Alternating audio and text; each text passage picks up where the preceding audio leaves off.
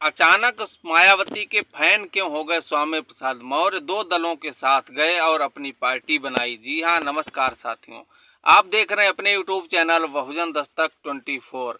उत्तर प्रदेश की राजनीति में घाट घाट का पानी पी चुके स्वामी प्रसाद मौर्य की बसपा पर नरमी, मायावती के सीएम कार्यकाल की तारीफ करना, आकाश आनंद को बधाई देकर महत्व की वकालत करना किस तरफ इशारा है? आपको बता दें 2027 में विधानसभा के चुनाव होने हैं। जनसंख्या के लिहाज से देश के सबसे बड़े सूबे उत्तर प्रदेश की राजनीति में सियासी हलचल है। गृह मंत्री अमित शाह के डिप्टी सीएम केशव प्रसाद मौर्य को मेरे मित्र कहकर संबोधित करने के बाद भारतीय जनता पार्टी यानी बीजेपी में सियासी कयासबाजियों का दौर चल ही रहा था कि अखिलेश यादव ने 2027 का चुनाव भी कांग्रेस के साथ गठबंधन में लड़ने का ऐलान कर दिया। अब सियासी चर्चा का केंद्र स्वामी प्रसाद मौर्य बन गए हैं। कभी मायावती पर निजी हमले कर गंभीर आरोप लगा बहुजन समाज पार्टी को छोड़ने वाले स्वामी के तेवर इन दिनों बदले बदले से लग रहे हैं। वहीं स्वामी प्रसाद मौर्य ने एक दिन पहले यूपी के बाराबंकी में बीजेपी के साथ समाजवादी पार्टी पर भी हमला बोला, लेकिन बसपा की ओर उंगली उठाने से परहेज किया।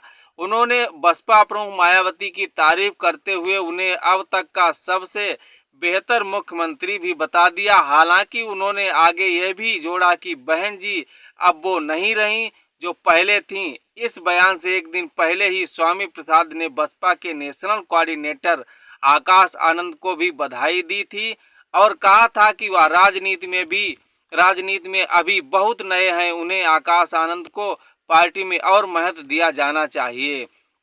स्वामी प्रसाद मौर्य के 2 दिन में आए इन 2 बयानों के बाद सवाल उठ रहे हैं कि वह अचानक बसपा प्रमुख मायावती के फैन क्यों हो गए हैं। यूपी की राजनीति में घाट घाट का पानी पी चुके स्वामी प्रसाद मौर्य की बहुजन समाज पार्टी पर नरमी, मायावती के सीएम काल की तारीफ करना, आकाश आनंद को बधाई देकर महत्व की वकालत करना, कहीं ये उनके सियासी सफर के फिर से अपनी पुरानी पार्टी की ओर मुड़ने के संकेत तो नहीं है। दरअसल स्वामी प्रसाद मौर्य ने अपनी सियासी सफर का आगाज बसपा के साथ ही किया था। 1996 में बसपा के टिकट पर डलमऊ सीट से पहली बार विधायक निर्वाचित हुए। स्वामी की गिनती मायावती की सबसे करीबी, सबसे ताकतवर नेताओं में होती थी। मायावती की अगुवाई वाली यूपी की बसपा सरकार के कार्यकाल में भी स्वामी प्रसाद मौर्य का रुतबा था, वह सबसे ताकतवर मंत्रियों में गिने जाते थे। 2012 के यूपी चुनाव में बसपा की सत्ता से विदाई के बाद हालत बदले और स्वामी की सियासी नाव भी डमाडोल होने लगी।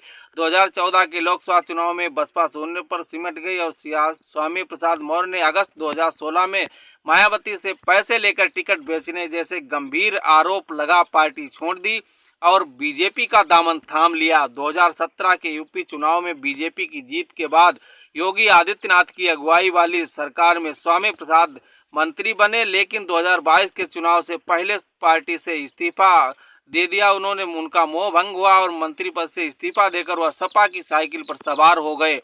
2022 के यूपी चुनाव में स्वामी प्रसाद मौर्य अपनी सीट भी नहीं जीत सके और बहुजन समाज पार्टी की छोड़ने के बाद स्वामी ने पहले बीजेपी का दामन थामा, मंत्री बने और फिर सपा में गए, लेकिन वैसा रुतबा नहीं रहा जैसा बसपा में हुआ करता था।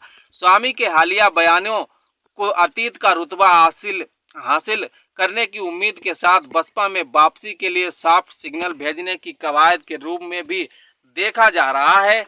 कहा तो यह भी जा रहा है कि अपना सियासी अस्तित्व बचाने के लिए स्वामी प्रसाद मौर्य अब बहुजन समाज पार्टी में वापसी की पिच तैयार करने में जुटे हैं। वहीं आपको बता दें कि स्वामी प्रसाद मौर्य ने भले ही अपनी जनता पार्टी नाम से दल बना लिया हो, लेकिन मोर्चा नाम से गठबंधन बना खुद को सीएम फेस घोषित करा लिया हो, लेकिन वह रुतबा नहीं लौटा सके जो कभी बसपा में हुआ करता था। शायद उन्हें अंदाजा हो गया कि बीजेपी और सपा की सीधी फाइट में तीसरा मजबूत कोण बसपा ही दे सकती है।